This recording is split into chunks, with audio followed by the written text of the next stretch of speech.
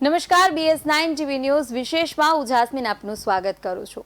તો આજે વિશેષમાં આજે એક એવી જાગૃતતા વિષયનો આજે આપણે મુદ્દો લીધો છે કે જે હર કોઈ સ્ત્રી યુવતી માટેનો એક મહત્વનો તબક્કો છે. માસિક ધર્મ અને ગર્ભાવસ્થા આ બંને તબક્કાઓ જે છે તે કોઈ પણ સ્ત્રી અને યુવતીઓના જીવનના મહત્વનો ભાગ હોય છે. તો આજે જે માસિક ધર્મની સાયકલ છે, માસિક ધર્મ શું છે, તે સાયકલ ક્યારે નિયમિત હોઈ શકે છે, માસિક ધર્મ દરમિયાન કેવું હાઇજીન, કેવી જાળવણી રાખવી જોઈએ, કેવી તકેદારી રાખવી જોઈએ, તે માટે આજે જાગૃતતા માટેનો કાર્યક્રમનું આયોજન કરવામાં આવ્યું છે. ને આ અંગે આપણને વધુ જાગૃત કરવા આપણી સાથે જોડાયા છે જે સ્ત્રી રોગ નિષ્ણાંત દીપાબેન મણિયાર. તો આપણે તેમની પાસેથી આ અંગે જાણકારી મેળવીશું.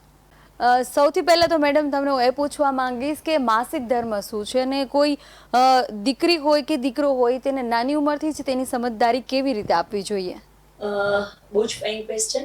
ગમે ત્યારે આપણે કોઈ પણ એજ્યુકેશનલ પ્રોગ્રામ વિશે ડિસ્કસ કરીએ તો જે સ્ટાર્ટિંગ હોય ત્યાંથી ચર્ચા કરવી સારી. કોઈ પણ સ્ત્રીને માસિકને લગતી કોઈ પણ મુશ્કેલી હોય કે કોઈ પણ સમસ્યા હોય તો એની શરૂઆત જ્યારથી માસિક ધર્મ શરૂ થઈ હોય ત્યારથી જોવાની હોય છે. તો સૌથી પહેલા હું માસિક ધર્મ જે આવે એના માટે જે બાળકીઓને માસિક સ્ટાર્ટ થાય ત્યારે ડોક્ટર પાસે ક્યારે જવું એના માટે અને સ્કૂલ અને પેરેન્ટ્સ એના તરફથી શું શું માહિતી આપણે આપવી જોઈએ એના વિશે ચર્ચા કરીશ.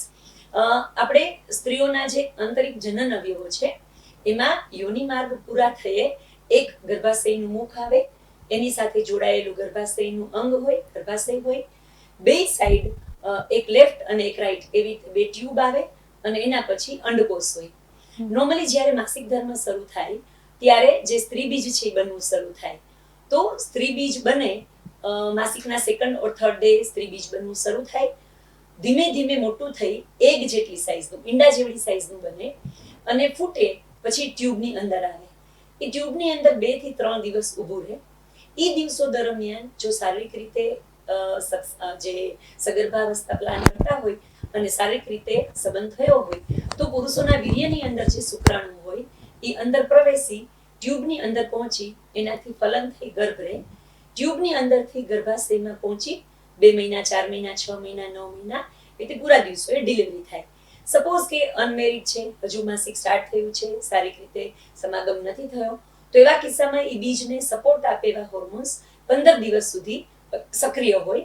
15 દિવસ પછી એને મળતો હોર્મોનનો જથ્થો પૂરો થાય અને ગર્ભાશયની અંદરની ત્વચા કે જે ગર્ભ રહે તો એના માટે તૈયાર થયેલી હોય, ગર્ભ માટે પોષણ આપવા માટે ધમની શીરા એના થ્રુ વિટામિન, પ્રોટીન, બ્લડ એવું આપતું હોય એ ખરી પડે અને એ ખરે અને જે બ્લડ નીકળે એને આપણે માસિક કહીએ. એટલે કોઈ પણ સ્ત્રી, કોઈ પણ બાળકી જ્યારે માસિક આવે, માસિક ધર્મમાં બેસે એવું બોલે ત્યારે ઉલટાનું એ સારી વસ્તુ ગણાય કે એ પ્રજનન કરવાને સક્ષમ છે. ખાસ હવે જેવી રીતે માસિક ધર્મ વિશે વાત કરી, ઘરમાંથી કે સ્કૂલમાંથી કેવી રીતે બાળકોને સમજ આપવી જોઈએ, ન માત્ર કોઈ દીકરીને પણ દીકરો કોઈનો છે તો તેને પણ આ બાબતનું જ્ઞાન કેવી રીતે સ્કૂલ તરફથી કે ઘરમાંથી કેવી રીતે સમજ અને જાગૃતતા મળવી જોઈએ? સૌથી પહેલી વસ્તુ કે અત્યાર સુધીનો સમય એવો હતો કે દરેક બાળકીને માસિક ધર્મનું નોલેજ એ રીતે મળતું કે મહિનાના અમુક દિવસો મમ્મી કિચનમાં નથી જતી, મમ્મી મંદિરમાં નથી જતી, એટલે આઉટ ઓફ ક્યુરિયોસિટી અને થોડું એ લોકો આમ કહેવાય ને કે એની સેન્સ હોય, ફિફ્થ એ પારખી લે, 6th એની એક્ટિવ થાય એટલે પારખી લે કે સમથિંગ કંઈક આજે જુદું છે. તો એ દરમિયાન સ્ત્રીઓ જે ઘરમાં વડીલો હોય તો એ, મધર હોય તો એ થોડું ઘણું બાળકીને એવું સમજાવતા કે મહિનાના અમુક દિવસોમાં આવી રીતે જે પ્રાઇવેટ પાર્ટ હોય કે જેને યોનિ માર્ગ કહેવાય એમાંથી બ્લડનો ફ્લો આવે છે. એ બ્લડનો ફ્લો આવે એ અપવિત્ર કહેવાય, એ બહુ જ ટેબુ ગણતા કે એ બહુ પવિત્ર વસ્તુ નથી, એ આભડછેટ વાળી વસ્તુ છે. તો એટલા દિવસો આપણે મંદિરમાં ન જઈએ, એટલા દિવસો આપણે રસોઈ ના બનાવીએ, એટલા દિવસો આભડછેટ રાખી એના માટે જુદું ગોદડું, જુદું સુવાનું, એના કપડા જાતે જોવો, એના વાસણ જુદા, એવું બધું કરતા. જે સમયે આ પૂરું સાયન્સનું નોલેજ નહોતું, પ્લસ આટલી બધી માણસોની કેવી સગવડ નહોતી, આટલું બધું સગવડ ભર્યું જીવન નહોતું, એ સમયે સ્ત્રીઓને જે ટાઈમે માસિક આવે એ સમયે થોડું ઘણું બ્લીડિંગને કારણે, થોડું ઘણું પેડ રાખવું પડે, કપડા યુઝ કરતા હોય એની અગવડ હોય એને કારણે કામ કરવામાં થોડું અગવડ રહે, સરળતા ન રહે એવું હતું. તો એ સમયે સ્ત્રીઓને એ કામમાંથી થોડી મુક્તિ મળે એ રીતે પ્લાન કરી અને આવું 4 કે 5 દિવસ પૂરતું કિચનથી દૂર રહેવું, અમુક વસ્તુ કરવી ના કરવી, એવા નિયમો થયા. હવે કોઈ પણ નિયમોનું પાલન કઈ રીતે થાય કે ગમે ત્યારે તમે ધર્મને સાંકળો ને એટલે ધર્મની વાત સાથે ઈ સરળતાથી સમજી શકાય. તો કોઈને પણ એમ કે તમે અપવિત્ર છો, તમે મંદિરમાં 5 દિવસ નહીં જશો, તો મંદિરમાં નહીં જવાનું મીન્સ તમારે કિચનમાં પણ નહીં જવાનું, તમને કાંઈ નહીં, તમને 5 દિવસ પૂરું રેસ્ટ મળે. તો આ વસ્તુ જ્યારે સ્ટાર્ટ થઈ ત્યારે એ રીતે હતું કે ધર્મના નામે આપણે આ કહેવાથી થોડું સ્ત્રીઓને અગવડવાળા 5 દિવસોમાં થોડું રેસ્ટ મળે. હવે ગમે ત્યારે આ રીતે ધાર્મિક રીતે સંકળાયેલી વસ્તુ હોય, વર્ષોથી રૂઢી એકદમ જે મનમાં રૂઢી ઘૂસી ગઈ હોય એ આપણે તાબડતોબ ના કાઢી શકીએ. એટલે અમે દર્દીઓને એવી રીતે કહીએ કે ઘરમાં વડીલો છે, ઘરમાં તમારે સરસ મંદિર છે, પૂજા પાઠ થાય છે, તો તમે એટલું કરો કે માસિકના 5 દિવસો દરમિયાન તમારી બાળકી જે છે એ ત્યાં મંદિરમાં નહીં જાય, બાકીની એક્ટિવિટી કરી શકે. તો એક આજે માસિક ધર્મનું નોલેજ છે એની વાત થઈ. અત્યાર સુધીનો જે સમય હતો એવું હતું કે નોર્મલી સિન્સ લાસ્ટ 10 years 10 વર્ષ પહેલાના સમય સુધી નોર્મલ માસિક શરૂ થવાની ઉંમર હતી 12 થી 14 વર્ષ. તો એ સમયે થોડું મેચ્યોરિટી આવી ગઈ હોય એવું હોય, અને થોડું ઘણું માતા જે ઘરમાં પ્રાઇમરી નોલેજ આપે એ પછી કઈ મુશ્કેલી હોય તો જ ડોક્ટર પાસે જાય એવું સ્ટેજ આવતું. હવેના સમયમાં જંક ફૂડનો વ્યાપ બહુ જ વધી ગયો છે, અને જંક ફૂડમાં જે પણ પ્રિઝર્વેટિવ હોય છે એ બધા અને હાઈ ફેટ કન્ટેન્ટ હોય છે એને કારણે બોડીમાં ઇસ્ટ્રોજન નામનો હોર્મોન છે એ વધી જાય છે. એને કારણે માસિક ધર્મ ઇવન એશિયાના કન્ટ્રીમાં, ઇન્ડિયામાં બધે હવે જે નોર્મલ એજ છે ધેટ ઇઝ 10 to 12 year, અને 10 થી 12 વર્ષ કહીએ છીએ પણ 9 વર્ષે પણ માસિક સ્ટાર્ટ થાય એવું બને છે. તો ઓબ્વિયસ શારીરિક રીતે બાળક હશે ત્યારે 40-45 kg નું થઈ ગયું હશે, મોટું દેખાતું હશે, પણ એટલું પરિપક્વ ન હોય, સાયકોલોજીકલી એટલું તૈયાર ન હોય. તો એને બહુ જ વ્યવસ્થિત રીતે જરૂર પડે તો પીડિયાટ્રિશિયન, કેમ કે 12 વર્ષની એજ સુધી હજી પીડિયાટ્રિશિયન પાસે હોવાનું, ગાયનેક પાસે તો નહીં જવાનું. તો અમુક વખતે પેરેન્ટ્સ જો પોતે સમજાવી શકે તો ગાયનેકોલોજીસ્ટ ઓકે, એટલીસ્ટ પીડિયાટ્રિશિયન કે અને બાળકોના ડોક્ટર જે હોય કે ફેમિલી ડોક્ટર હોય એને નોલેજ આપે એ જરૂરી. નોર્મલી માસિક શરૂ થવાના પહેલાના જે લક્ષણો હોય એ પેરેન્ટને દેખાઈ જાય, માતાને એવું નોલેજ આવે કે સેજ બ્રેસ્ટ ડેવલપમેન્ટ થાય છે, પ્રાઇવેટ પોર્શનમાં થોડું હેર ગ્રોથ દેખાય છે, તો એ કિસ્સામાં એ પોતે જ અવેર થઈ જાય કે હવે મારે મારી ડોટરને નોલેજ આપવું પડશે, તો એ બેસ્ટ કહેવાય. જે રીતે સ્ત્રીઓનું જે છે એ જ રીતે પુરુષોને પણ પ્યુબર્ટી મતલબ કે જે એ લોકોનું પણ બાળકમાંથી મેચ્યોર થવાનું સ્ટેજ છે આવવાનું, સ્ત્રીઓ કરતા પુરુષોનું મેચ્યોરિટી 2 to 4 years લેટ હોય છે. એટલે જે 9 થી 10 વર્ષે સ્ત્રી બાળક હોય એને જે પરિપક્વતા અને જે પુખ્તતા દેખાય એવું પુરુષ બાળક હોય મતલબ કે બોય હોય તો એને 13-14 વર્ષ જેટલો સમય લાગે. એમને આછા મૂછના દોરા ફૂટવા શરૂ થાય, અવાજમાં ચેન્જ શરૂ થાય, બહુ લાંબો સમય એકલું રૂમમાં રહે એવું શરૂ થાય, થોડું શરમાય, શરૂઆતમાં એને સેવિંગ કેવી રીતે કરવું કે શું કરવું એ સમજાતું ન હોય, તો એવા સમયે ઇવન ફાધરે પણ આમાં એક્ટિવ રોલ ભજવવો જોઈએ. ખાસ જે રીતે આપણે દીકરો હોય કે દીકરી હોય, માસિક ધર્મ કે એની જે સાયકલ છે તેની વિશે માહિતી માટેની જે રીતે વાત કરી, કોઈ પણ જે બાળકી છે કે જ્યારે એટલી પરિપક્વ બને છે, માસિક ધર્મ તેનું સ્ટાર્ટ થાય છે, માસિક ધર્મ સ્ટાર્ટ થાય ઘરનાવને એટલે તેની માતા સુધી ખબર પડે છે, પણ તે જે સાયકલ છે માસિક ધર્મની નિયમિત સાયકલ છે તે કેવી હોવી જોઈએ? જે મેં સમજાવ્યું રીતે કે એવરેજ જ્યારે સ્ત્રી બીજ બને અને ફૂટે એ સમય 14 ડેઝનો ગાળો હોય છે. બીજ ફૂટ્યા પછી જો પરિપક્વ રહે અને જો ફલન ન થાય તો એ લાઈવ રહે, જીવતું રહે, એ માટે બોડીમાં પ્રોજેસ્ટ્રોન નામનો હોર્મોન હોય છે, એ 14 થી 15 દિવસ સુધી ગર્ભને જે અંડકોષ છે એને જીવંત રાખે. તો આજે 14 દિવસનો જે ગાળો ગણાય એટલે 28 દિવસની સાયકલ જે છે એ રેગ્યુલર ગણાય. એટલે ઓન એન એવરેજ 300 કે 3100 કેલેન્ડર મંથ હોય તો 1 કે 2 દિવસ વહેલું કે 1 કે 2 દિવસ મોડું નોર્મલ ગણાય. જે શોર્ટમાં શોર્ટ બહુ ઝડપથી બીજ બની અને ફૂટે એવી પ્રોસેસ થતી હોય તો એવી સ્ત્રીઓને ઇવન 21 કે 22 દિવસે મેન્સિસ આવે ત્યાં સુધી નોર્મલ ગણી શકાય. અને લેટ મતલબ 1 વીક લેટ ધેટ ઇઝ 35 થી 37 દિવસ સુધીનો સમય હોય એ જો લેટ હોય એટલું તો એ નોર્મલ ગણી શકાય. નિયમ એ રીતે છે કે જ્યારે તમે પરફેક્ટ જો તમે દર 21 દિવસે ટાઈમમાં થાવ એવું છે તો એ 1 વીક વહેલું આવે છે એવું બોલવાને બદલે 21 કે 22 દિવસની સાયકલ છે એમ બોલવાનું. તમે 30 દિવસને બદલે ધારો કે દર વખતે એકાદ વીક લેટ ટાઈમમાં થાવ છો એવું છે તો દર વખતે એક અઠવાડિયું ચડીને આવે છે એવું નહીં, એ એવી રીતે બોલવાનું થશે કે 35 દિવસની સાયકલ છે. જે મેન્સિસ સ્ટાર્ટ થાય એના પરફેક્ટ 15 દિવસ પહેલા સ્ત્રી બીજ ફૂટતું હોય એટલે જેને 35 દિવસની સાયકલ હોય એને રૂટીન ઓવ્યુલેશન કે રૂટીન બીજ બનવાનું જે 15 દિવસે હોય એને બદલે 20 કે 21 દિવસે હોય તો ત્યાં સુધી નોર્મલ ગણાય.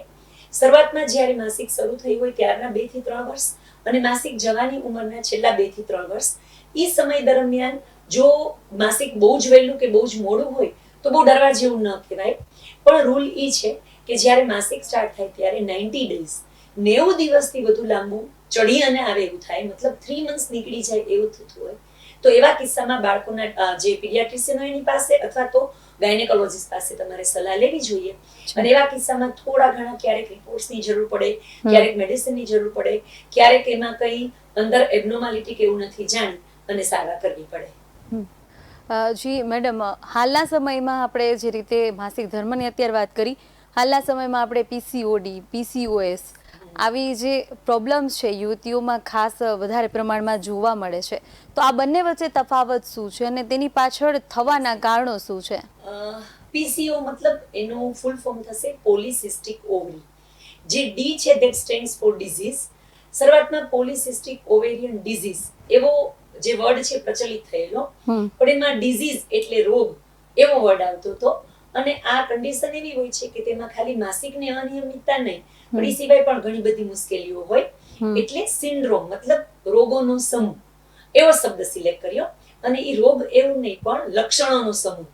તો ગમે ત્યારે અમુક લક્ષણો હોય તો એ બધા 1 2 3 4 આવા 4 કે 5 લક્ષણો આવે એનો જે સમૂહ હોય એને PCOS એટલે કે પોલિસિસ્ટિક ઓવેરિયન સિન્ડ્રોમ એવું કહે છે.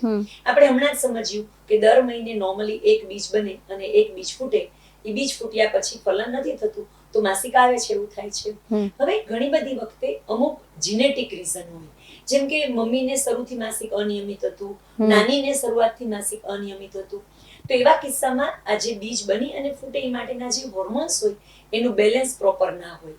કે શરૂઆતમાં બીજ બનવું જોઈએ ત્યારે ઇસ્ટ્રોજન નામનું હોર્મોન આવે, પછી બીજ ફૂટે પછી પ્રોજેસ્ટ્રોન હોર્મોન આવે, એની 15 ડેઝની સાયકલ હોય, એ થોડું એબનોર્મલ હોય. શરૂઆતમાં જ્યારે માસિક શરૂ થાય ત્યારે વજન બહુ જ વધુ હોય તો ચરબીને કારણે જે ઓબેસિટી ફેટમાં ઇસ્ટ્રોજન નામનો જે હોર્મોન હોય ને એ એક્સેસ પ્રોડ્યુસ થાય અને એમાં ટેસ્ટોસ્ટેરોન જેવો પુરુષ ટાઈપનો હોર્મોન્સ પણ બનતો હોય. તો આવા કિસ્સામાં શું થાય કે સ્ત્રી બીજ બનવું સ્ટાર્ટ થાય ત્યારે એકને બદલે એક સાથે 5 6 7 8 10 12 બીજ બનવા સ્ટાર્ટ થઈ જાય.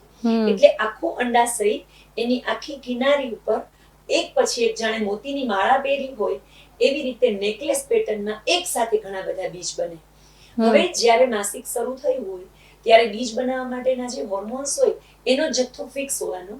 સપોઝ ઈ એક જ બીજ બને એને સપ્લાય કરે એટલું છે તો પરફેક્ટ, પણ એક કરતા વધુ બીજ બને તો બધા જ બીજ મોટા ન થઈ શકે, ઈ પરિપક્વ ન થઈ શકે. હું બધા દર્દીઓને સાદી ભાષામાં એવી રીતે સમજાવું કે એક ઘરમાં એક બાળક છે અને 10 રોટલી બને છે તો 10 રોટલી ખાઈને બાળક મોટું થશે, પણ 10 બાળકો છે, 10 રોટલી બની છે, 10 બાળક એક એક રોટલી ખાશે તો એકેય મોટું નહીં થઈ શકે. એટલે બહુ બધા બીજ બને, એક પણ પરિપક્વ ન થાય અને પડ્યા રહે તો આખા અંડાશયમાં ઘણા બધા બીજો નાના નાના નાના પડ્યા છે. તો જાજા મતલબ મલ્ટી મતલબ પોલી. જે બીજ બન્યા હોય એમાં થોડું થોડું ફ્લુઇડ હોય એટલે પાણી ભરેલી કેવિટી એને ઇંગ્લિશમાં સિસ્ટ કહેવાય. તો પોલીસિસ્ટ અને ઓવરી એટલે કે અંડાશયની અંદર, એટલે આજે છે એને પોલિસિસ્ટિક ઓવરી એવું કહેવાય. તો સૌથી પહેલા તો જો પોલિસિસ્ટિક ઓવરી હોય તો પહેલું લક્ષણ એ હોવાનું કે વેઇટ વધુ હોવાનું, માસિક અનિયમિત હોવાનું અને હંમેશા ચડીને આવે એવું હોવાનું, અને એની સાથે અપર લિપ્સ અહીંયા ખૂબ રૂંવાટી પુરુષ ટાઈપની દેખાય એવી હોવાની, અને જે રૂટીન જે પિમ્પલ્સ થતા હોય ટીનેજના એ ચીક્સ પર હોય એને બદલે આ બધા જો લાઈનમાં આખી જડબાની લાઈનમાં થવાના આવા લક્ષણો દેખાય. એટલે જ્યારે માસિક શરૂ થવાની ઉંમર હોય ત્યારે આ 4-5 લક્ષણ આવે એ સૌથી પહેલું અર્લી પીસીઓ ગણાય. તો એવા કિસ્સામાં તમે ગાયનેક પાસે જાઓ, સોનોગ્રાફી અને જરૂર પડે તો અમુક હોર્મોનના રિપોર્ટ કરી અને એનું નિદાન કરી અને માસિક પણ રેગ્યુલર આવે. જે હોર્મોન્સની મુશ્કેલીને કારણે ખીલ થતા હોય, પિમ્પલ્સ થતા હોય, રૂંવાટી ફેસ પર વધતી હોય તો એ બધું ન થાય એ માટેની સલાહ ગાયનેક ડોક્ટર આપે છે. ખાસ મેડમ, જે રીતે માસિક ધર્મમાં હાઇજીન, સ્વચ્છતા ખૂબ જ મહત્વનો ભાગ છે. હજુ લોકો ઘણા એવા છે કે કપડાનો યુઝ કરતા હોય છે. ઘણું બધું અપડેશન આવ્યું છે. મેન્સ્યુઅલ કપ છે, પેડ છે, સેનેટરી પેડ, એવા ઘણા બધા એવા ઉપયોગ કરી શકે, યુઝ કરી શકે એવું ઘણું બધું આવ્યું છે. તો આવા સમયે જે પીરિયડ્સનો સમય છે ત્યારે કઈ વસ્તુ સેફ છે? બહુ જ અગત્યનો પ્રશ્ન, કેમ કે અત્યારે એવું છે કે જે સેનેટરી નેપકિન છે એનો યુઝ, એનો વ્યાપ એટલી હદે નાનામાં નાના સેન્ટરમાં પણ થયો છે કે હવે હાઇજીન મેન્ટેન કરવા અને સ્ત્રીઓની હેલ્થ સારી રાખવા માટે જે વસ્તુનું ઇન્વેન્શન થયેલું, જે વસ્તુની શોધ થયેલી, એ હવે પ્રદૂષણ અને એન્વાયરમેન્ટ માટે જોખમી થયું છે. કેમ કે એક સાથે આટલા બધા જે સેનેટરી નેપકિન્સ હોય એનો નિકાલ કરવો અને હાઇજેનિકલી નિકાલ કરવો એ બહુ જ એટલે બહુ જ અઘરું થઈ ગયું છે. સૌથી પહેલી વસ્તુ એ કે અત્યાર સુધી જે ક્લોથ યુઝ કરતા એ જરા પણ ખરાબ નહોતું, પણ હવેના સમયમાં આટલા સ્ત્રીઓ એટલી એક્ટિવ હોય છે, જે નોર્મલી રૂટીન જે 2 વખત રસોઈ કરે અને ઘરમાં જ રહેવું, તો એમાંથી એટલી એજ્યુકેશન વાઇઝ જોબ કેવું કરતા હોય છે, એટલે ઘરની બહાર પણ એટલું રહેતા હોય છે, તો એ થોડું અગવડવાળું છે. સપોઝ હજુ પણ નાના સેન્ટરમાં અને થોડું તમે વ્યવસ્થિત રીતે મેન્ટેન કરી શકો એવી રીતે જો ક્લોથ યુઝ થતું હોય તો એમાં ખોટું નથી. 2-3 વસ્તુની કાળજી રાખવી પડે કે ઘરમાંથી બગડેલા અને જે નકામા થયેલા ડૂચામાં કાઢવા માટેના કપડાં તમે યુઝ કરો એવું ના કરો. એના માટે જેન્યુઅલી થોડા ડાર્ક કલરના કોટનના ક્લોથ ખરીદી અને તમે યુઝ કરો. પ્લસ એને વ્યવસ્થિત રીતે ક્લીન કરો. એને સ્ટોર કરવા માટે તમે ફાઇન જે અમુક જે નેપ્થોલિન બોલ્સ છે, ડામરની ગોળી કે એવું કહેવાય, એવી રીતે વ્યવસ્થિત અલગ કન્ટેનર રાખો, એમાં ક્લીન કરી અને રાખો તો પ્રોબ્લેમ નથી. પણ જે સેનેટરી નેપકિન છે એના માટે એક હવે અત્યારે રીયુઝેબલ નેપકિન્સ આવે છે. તે પ્લાન્ટના સરફેસમાંથી, સેલ્યુલોઝમાંથી બનેલા હોય છે અને એમાં તમે બહુ જ વ્યવસ્થિત રીતે ક્લીન કરો તો 7-8 વખત તમે યુઝ કરી શકો એવા હોય છે. ઓનલાઈન મળે છે, કદાચ હવે મોલમાં કે અમુક એવી રીતે જે મોટા સ્ટોર્સ હશે જે હોઝિયરી કે અંડરગાર્મેન્ટ્સ માટેના, ત્યાં પણ મળતા અવેલેબલ થયા હશે. તો જે રીયુઝેબલ પેડ આવે છે એ યુઝ કરવાના, તો એ એટલું એન્વાયરમેન્ટમાં કે એટલું પ્રદૂષણમાં આપણે એટલું પડતું રોકી શકીએ. એવી જ રીતે હવે પીરિયડ પેન્ટીસ અવેલેબલ થઈ છે. એ વધુ કન્વિનિયન્ટ છે, વધુ સારું પડે અને નાના બાળકો છે, વર્કિંગ વુમન છે, એના માટે બહુ જ સારું છે અને એટલું બધું કોસ્ટલી નથી. અત્યારે ઓનલાઈન મળે છે, પણ થોડા ઘણા સમયમાં હવે એ રેડીલી બધે અવેલેબલ થઈ જશે. એમાં જે અંડરગાર્મેન્ટ્સ હોય એની અંદર જ નીચેના પોર્શનમાં થોડા બધા ક્લોથ્સના ઇઝીલી વોશ થઈ શકે એવા મટીરિયલનું કોટિંગ કરેલા ક્લોથ સ્ટિચ કરેલા આવે છે. એટલે ઈ તમે યુઝ કરો તો પેડ ખસી જવાની, હલી જવાની, આ તે અગવડ થવાની એવી ટેન્શન ન રહે. એટલે જો ક્લોથ યુઝ કરો તો ઓકે, રીયુઝેબલ પેડ યુઝ કરો તો ઓકે, પીરિયડ પેન્ટીસ યુઝ કરો તો ઓકે. પણ આ કાંઈ નથી અને તમે જેન્યુઅન પેડ યુઝ કરો છો, સિમ્પલ મેડના જે પણ મોલમાંથી કે જનરલ સ્ટોર્સમાંથી કે મેડિકલ સ્ટોરમાંથી મળે એ, તો જેલ વાળા જે પણ અવેલેબલ છે એના કરતાં કોટન બેઝ હોય છે તે વધારે સારા. જે જેલ બેઝ હોય છે કેવું હોય છે કે બ્લડની અંદર જે પ્રોટીન હોય એની સાથે કેમિકલ મિક્સ થઈ અને મીણ જેવું, જે ઓગળેલું વેક્સ હોય, મીણ હોય એવું લેયર કરી દે જેલ જેવું. તો એમાં ફંગલ ઇન્ફેક્શનની બીક વધુ રહે છે. એટલે યુઝ કર્યા પછી અને લાંબો સમય જો યુઝ કર્યું હોય તો સ્કિનનું ઇન્ફેક્શન આ તે થવાની બીક રહે છે. તો જો પેડ યુઝ કરવા જ પડે એવું હોય તો કોટનના યુઝ સિલેક્ટ કરવા સારા. આ સિવાય અત્યારે ટેમ્પૂન પણ અવેલેબલ છે અને મેન્સ્ટ્રુઅલ કપ પણ અવેલેબલ છે. આપણે અત્યાર સુધી જે ડિસ્કસ કર્યું એ બાહ્ય વસ્તુઓ હતી કે શરીરની અંદર કશું ઇન્સર્ટ કરવાનું નહોતું. આ 2 વસ્તુ શરીરમાં ઇન્સર્ટ કરવી પડે એવી હોય છે. એટલે એ તમારે ડોક્ટરની દેખરેખમાં શરૂઆતમાં શીખવું જોઈએ. ફેમિલી ડોક્ટર પણ ચાલે, ગાયનેક પણ ચાલે. ટેમ્પૂન એકદમ લાંબુ કેપ્સ્યુલ જેવું ક્લોથનું મલ્ટિપલ લેયર વાળું અને સાથે છેડે થ્રેડ હોય એવું એક ઇન્સ્ટ્રુમેન્ટ છે. એ વજાઈનામાં એક પગ ઉપર અને એક નીચે એવી રીતે રાખી સેજ નીચેનો પોર્શન વાઇડ થાય એવી રીતે કરી અને ઇન્સર્ટ કરવાનું હોય છે. એ થોડું સોફ્ટ થાય અને ભીનું છે એવી ફિલિંગ આવે પછી થ્રેડથી ખેંચી અને ડિસ્કાર્ડ કરવાનું હોય છે. આપણે અત્યારે બહુ બધા વેટ ટોવેલ્સ ડ્રાય ફોર્મમાં આવવા માંડ્યા છે. નાનું દેખાય ટેબ્લેટ જેવું, તમે પાણીમાં મૂકો એટલે સ્વેર થઈ અને આખું ટોવેલ જેવું બની જાય. સેમ એ જ રીતનું મટીરિયલ હોય છે. એમાં બહુ લાંબો સમય ટેમ્પૂન શરીરમાં રહે તો બેક્ટેરિયલ ઇન્ફેક્શન થાય અને બહુ સિવિયર થઈ જાય એવું થતું હોય છે. એટલે અમે બહુ જનરલી રિકમેન્ડ નથી કરતા. એને ટોક્સિક શોક સિન્ડ્રોમ એવું કહે છે. એટલે એ બહુ સાયન્ટિફિકલી સમજી શકે એવી વ્યક્તિ હોય અને થોડું એમ હોય કે એ સિવાય બીજું કોઈ એને કન્વિનિયન્ટ નથી તો જ કહીએ. મેન્સ્ટ્રુઅલ કપ પ્રમાણમાં ઘણા સેફ છે. એ જે નામ બતાવે છે એવી જ રીતે કપ જેવો સેફ હોય જે આપણે બલૂન જે હોય એવી રીતે એનું મટીરિયલ હોય. જેમ કે આપણે ફુગ્ગો ફૂલાવીએ તો બલૂન હવા ભરીએ ત્યારે ફૂલી જાય પછી ફ્લેટ થઈ જાય. તો આ લેટેક્સ મટીરિયલનું બનેલું હોય છે. એ પ્રેસ કરીએ ત્યારે સાવ પતલું થઈ જાય. વજાઇનામાં ઇન્ટ્રોડ્યુસ કરી દેવાનું. એની કેપેસિટી 20 to 30 ml જેટલી હોય છે.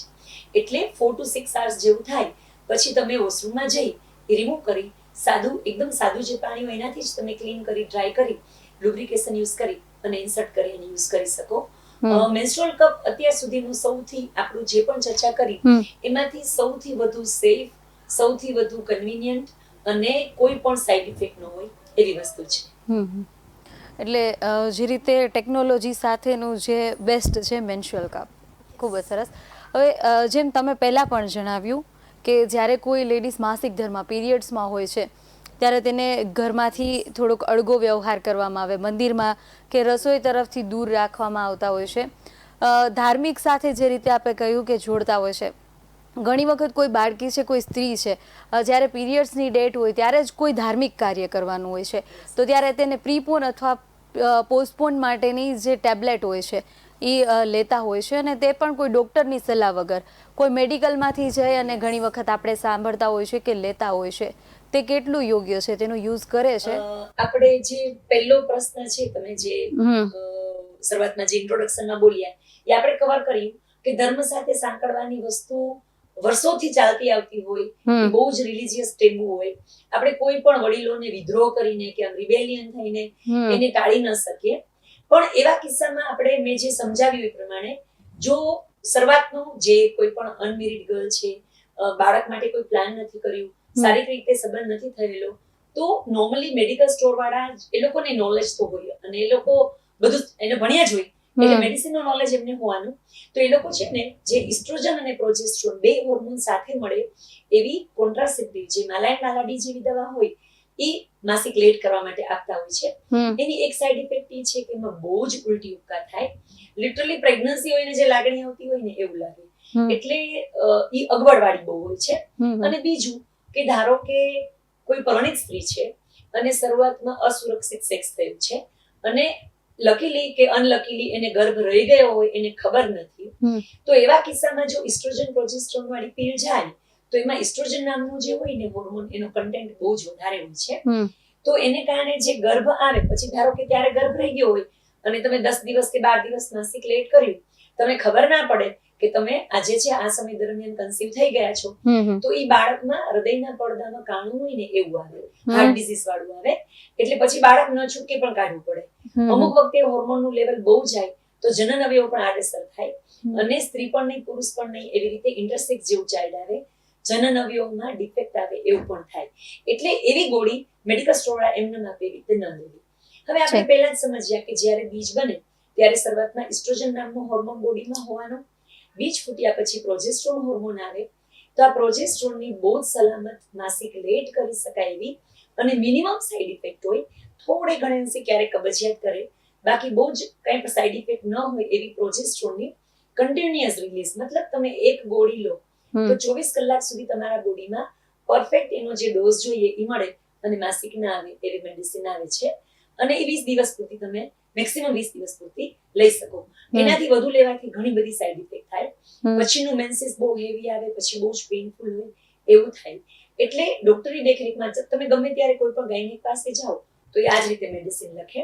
પ્રીપોન ક્યારે પણ ન કરવું અને પ્રીપોન કરવું પોસિબલ પણ નથી થતું બીકોઝ માસિક આવે ક્યારે કે જ્યારે ગર્ભાશયની દિવાલ જ્યાં સુધી બીજ બને એ 15 દિવસમાં તૈયાર થઈ હોય પછીથી જે હોર્મોન આવે એ માસિક લાવવાનું કામ કરે.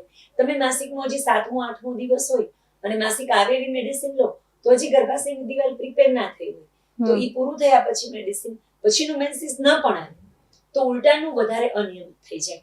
એટલે પ્રીપોન એવું ક્યારેય ન કરવું. અને પોસ્ટપોન કરવા માટે ગમે ત્યારે કોઈ ધાર્મિક પ્રસંગ હોય કે બહાર જવાનું હોય તો જર્ની કરવાની હોય એના એટલીસ્ટ 5 દિવસ પહેલા તમારે મેડિસિન સ્ટાર્ટ કરવાની. તમારી માસિકની તારીખ કઈ છે કે કઈ નહીં એનું બોધર ના કરવું. બધાને એવું બહુ હોય કે મારે આ તારીખે જવું છે, તારીખ આ છે. તમારી જે પણ તારીખ હોય, તમારે જે નીકળવાનું હોય એવું હોય અથવા ધાર્મિક પ્રસંગ હોય તો જે સમય હોય એના 5 દિવસ પહેલા તમારે લેટ કરવાની મેડિસિન સ્ટાર્ટ કરવી પડે. જે રીતે હાલના સમયમાં આપણે જોઈએ છીએ કે મહિલાઓમાં ગર્ભાશયના કેન્સરનું જોખમ ખૂબ વધી ગયું છે, તો તેને થતાં પહેલાં જ રોકવા માટે કોઈ વેક્સિન કે દવા એવું હોઈ શકે? સૌથી અગત્યનો પ્રશ્ન, કદાચ ગમે ત્યારે કોઈ પણ મને એવું કે તમને કોઈ પણ એક વિષય પર બોલવાની છૂટ છે, તો હું સૌથી પહેલા આ બોલીશ. બીકોઝ દુનિયાનું એક પણ કેન્સર એવું નથી કે જે પ્રિવેન્ટેબલ હોય, રોકી શકાય એવું. સપોઝ તમે રોજ 10 સિગરેટ સ્મોકિંગ કરો છો તો તમને લંગ કેન્સર થયું, પણ તમે રસ્તા પર ચાલો છો, તમે માસ્ક પહેર્યું છે, તો પણ તમને 10 સિગરેટના સ્મોકિંગ જેટલો ધુમાડો લાગે છે ને લંગ કેન્સર થવાનું છે. તો બીજા જે પણ બાહ્ય પરિબળોથી તમે કદાચ ચાલો સનબર્ન ન થાય માટે સનસ્ક્રીન લગાવીને ફર્યા, તો પણ જેટલા પણ પોર્શનમાં તમે સૂરજનો તડકો લાગે, સ્કિનનું કેન્સર થવાનું છે. તો બીજા એક પણ કેન્સરને તમે પ્રિવેન્ટ ના કરી શકો. જે ગર્ભાશયના મુખનો કેન્સર છે, સર્વિક્સ એવું કે સીએસ સર્વિક્સ, જે ગર્ભાશયનું મુખ, જે સવન કરવાની જગ્યાએ યોનિ માર્ગ પૂરું થતાં જ જે ગર્ભાશયનો પોર્શન આવે એને આપણે ગર્ભાશયનું મુખ કહીએ છીએ. નોર્મલી હોય છે કેવું કે ગર્ભાશયનું કેન્સર, ગર્ભાશયના મુખનું કેન્સર થાય કેવી રીતે સમજવાનું, તો આપણે અટકે કેવી રીતે સમજી શકીએ. તો જ્યારે પુખ્ત અવસ્થામાં સ્ત્રી પ્રવેશે, સપોઝ નાની બાળકી છે, એમાંથી એડલ્ટ થાય છે, તો ગર્ભાશયના મુખની જે લાઇનિંગ હોય એ નોર્મલ જે એકદમ રૂટીન નાની બાળક જેવી હોય એમાંથી સ્ત્રી જેવી પુખ્ત થવામાં લગભગ વર્ષ 2 વર્ષનો ગાળો લાગે. આ જે સમય હોય છે એ 16 to 18 yearsનો છે. એ સમયે ગર્ભાશયના મુખના કોષો થોડું વધારે ચિકાસ આપે એવા થાય, અને શુક્રાણુ જ્યારે શારીરિક રીતે એક્ટિવ થયા પછી બાળક રાખવાનું પ્લાન થાય ત્યારે સ્પર્મ્સ જે આવે વીર્યમાંથી એને અંદર પ્રવેશવામાં હેલ્પ કરે એવા કન્વર્ટ થાય. આ કન્વર્ઝન જે સમયે ચાલતું હોય, એટલે આમ ઓલમોસ્ટ 68 આપણે 17 થી 20 વર્ષનો ગાળો એવું કહી શકીએ. તો એ સમયમાં જે ગર્ભાશયના મુખના ચેન્જીસ હોય, એ વખતે જો કોઈ પણ શારીરિક રીતે સમાગમ થયો અને સ્ત્રી સેક્સ્યુઅલી એક્ટિવ થઈ, તો જે સ્પર્મ્સ છે, શુક્રાણુઓ જે છે, એની સાથે હ્યુમન પેપિલોમા વાયરસ નામનો એક વાયરસ પ્રવેશે છે. એ વાયરસ બધી સ્કિન પર હોય. આપણે અત્યારે અહીંયા હોય ને આપણી સ્કિન પર હોવાનું આપણને ખબર નથી, એ બીજું કાંઈ ન કરી શકે. પણ જ્યારે એ વજાઇનામાં એન્ટર થઈ ગર્ભાશયના મુખના ઉપરના જે કોષો છે એમાં પ્રવેશે, તો જે વખતે આ ચેન્જ થતો સમય હોય એ વખતે જો એ પ્રવેશી જાય, તો જે ગર્ભાશયના મુખની અંદર એ પ્રવેશી ગર્ભાશયના મુખના કેન્દ્રને તોડી અને પોતે પોતાનું ઘર કરી લે, અને ત્યારે એ પ્રવેશી જાય એના કોઈ લક્ષણ ન હોય. 20, 22, 24 વર્ષ પછી એ સક્રિય થાય અને એ વખતે ગર્ભાશયના મુખમાં કેન્સર કરે. તો આપણે બહુ જ લાંબો સમય પેસિવ સ્ટેજમાં રહેલો વાયરસ જ્યારે એક્ટિવ થઈ અને આ કરે ત્યારે ગર્ભાશયનું કેન્સર થાય. ગર્ભાશયનું કેન્સર થાય તો એમાં થોડું ઘણું વ્હાઇટ ડિસ્ચાર્જ સિવાય કોઈ સમસ્યા જ નથી થતી. એટલે કોઈને ખબર ના પડે. તમને અહીંયા સ્કિનમાં કેન્સર થયું, બ્રેસ્ટમાં કેન્સર થયું, મોઢામાં ચાંદનું પડ્યું, તમે જોઈ શકો. ગર્ભાશયના મુખમાં જે ચેન્જ છે એ અંદર ઇન્સ્ટ્રુમેન્ટ મૂકી, લાઇટ નાખી અને ગાયનેક જોવે ત્યારે વિઝિબલ સ્ટેજમાં આવે એની પહેલા જ બહુ બધા સમયથી સક્રિય હોય. તો એક ગમે તે બાળકી એટલીસ્ટ 18-19 વર્ષની ઉંમર પૂરી કર્યા પછી જ લગ્ન કરશે અને સેક્સ્યુઅલી એક્ટિવ થશે, તો આ રોગથી બચી શકશે. અને બીજું કે આ હ્યુમન પેપિલોમા વાયરસ બોડીમાં પ્રવેશે જ નહીં એવું કરીએ તો પણ આપણે બચી શકીએ. તો અત્યારે હ્યુમન પેપિલોમા વાયરસ સામે રક્ષણ આપે એવી 2 વેક્સિન અવેલેબલ છે.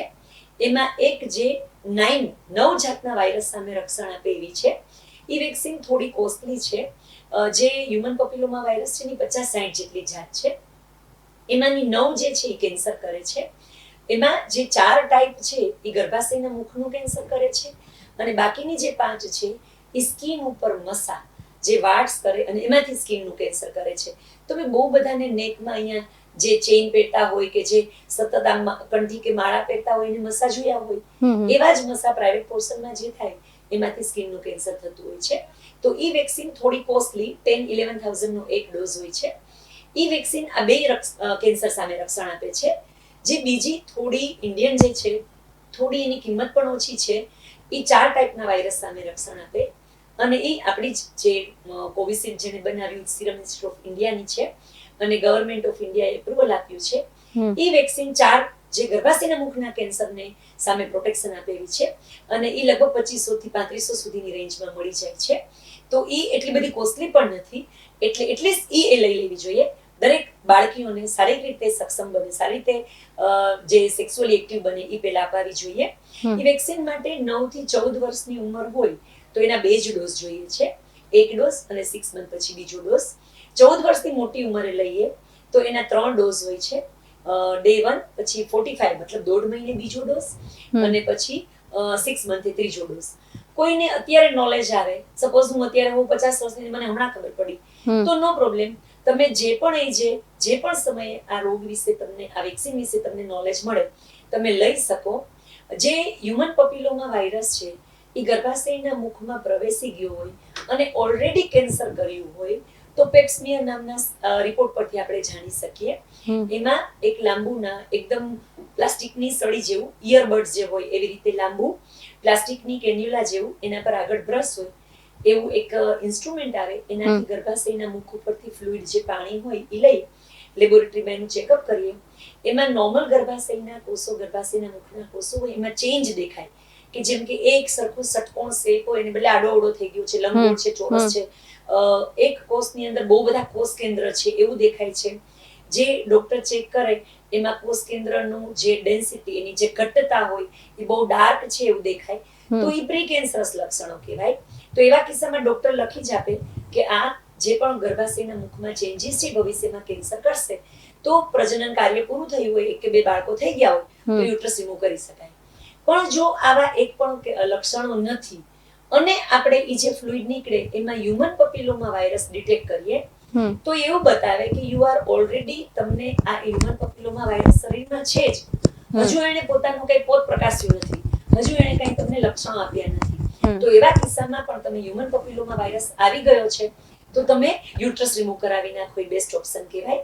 હ્યુમન પપિલોમા વાયરસ નથી તો એનો મતલબ એવો કે હજુ સુધી વાયરસ તમારા શરીરને ડેમેજ નથી કરી શક્યું તો તમે વેક્સિન લઈ શકો.